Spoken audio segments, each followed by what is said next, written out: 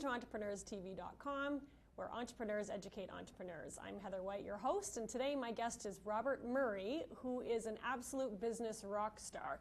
He's the Executive Vice President of North America for Phoronix Corporation, which is a very cool software developer, changing the way the world does IT security. He's the chairman of the Growth Point Group, which is a consultancy working with some of the biggest names on the global business stage, an advisory board member for Element 4, where they're developing technology to produce pure drinking water out of atmospheric air. He's a board director as well for Russell Breweries, which is a BC-based craft brewery, brewing delicious beers, I might say. Associate professor at the Sauder School of Business, as well as the BCIT School of Business, as well as an executive advisor and strategic facilitator to many companies. He's a keynote speaker and author. His title, It's Already Inside, is available today on Amazon. And in his various leadership roles, Robert is responsible for generating revenues in the billions of dollars and is known for turning companies the size of cruise ships around on the dime of a jet ski. Welcome, Robert Murray, our guest today. Thanks for joining us today. Thank you. Good morning. And this is very exciting because today, hot off the presses, is Bob's title, It's Already Inside, his inaugural book, and so we're going to get to that, but first I want to start off by asking you a little bit about your aha moment. Okay. So, electrician. Yes. But it wasn't fulfilling your life. No. Talk to us about that time, what was going on, what happened. Hey, it's one of those things when you finish school, and in the upbringing that I had, we were a farming type family, turned blue collar, and it's one of those things that our upbringing was one where you get high school done, and you go get a job. Okay. There was never any talk about university. And, after a really, really brief attempt of being a hockey player, and realized that because of my stature, that wasn't going to work out. I just decided that I was just going to take on this summer student job, which turned into a full-time electrician. And it was at a point in time in my life where it was a good job because it paid really well. Okay. And I did that for about 10 years, and during that time, put my wife through university. She got a great job and a great career out of it. And then when I was 30 years old, I got into this habit of listening to tapes all the time in my car. And I was listening to one by Dennis Waitley one day, and he talked about, and it was a very simple thing, he said, chase your passion, not your pension. Ooh, I like that. Yeah, and then I had one of those aha moments. I actually reached over and turned off the tape deck in my car, and I said, I am not doing what I'm passionate about. It's not what it's painful to get up in the morning to go to work. That was it. Yeah. That was it. Boom. That was it. Yeah, because I think a lot of entrepreneurs have that moment, right, where at least that was my experience as well. You have the great job, you have all the things that the outside world says you're supposed to want, that are supposed to make you happy, and it can feel a little lonely at times when you have that moment where you just know it's not your passion, it's not what you were designed to do. You didn't come to the planet to do this thing, and then you have all those hurdles that come afterwards once you make the realization.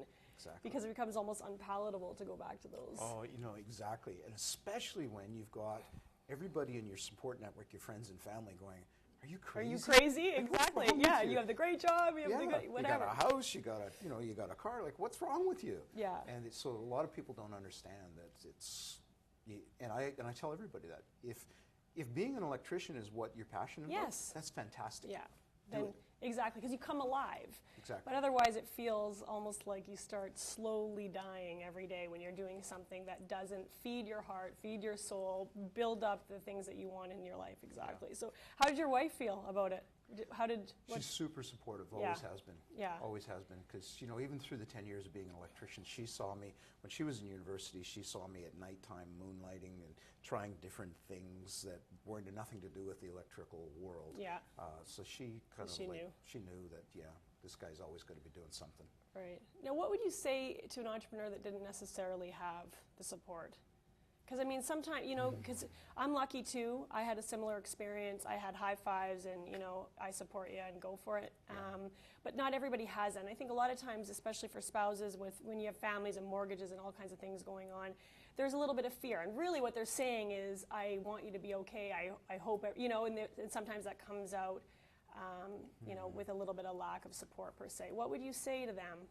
I hear this a lot, Heather, and it's one of those things where I tell entrepreneurs is that if you think for a second that, you know, if you just finished dinner and you're going to sneak away to your wherever your space is in your house and you know, do email or grab your BlackBerry or iPhone and go off to the bathroom and take care of those things, and people won't know, they'll know.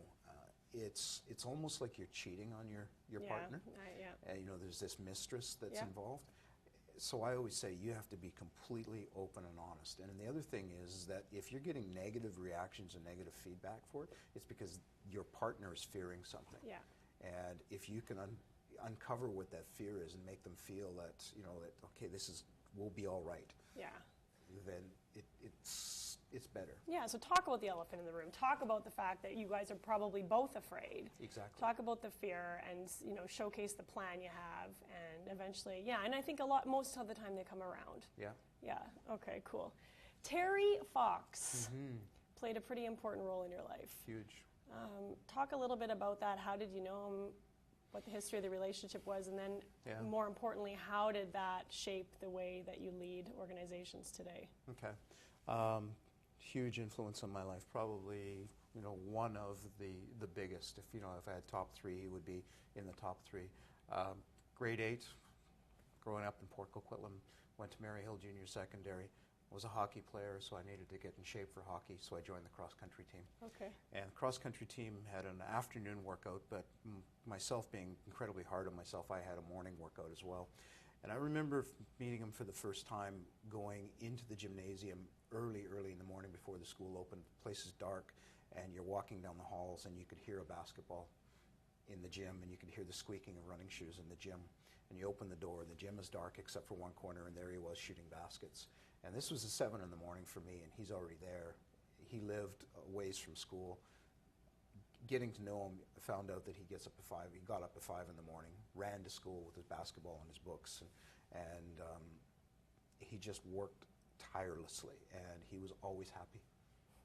And he always was there for people who needed a boost.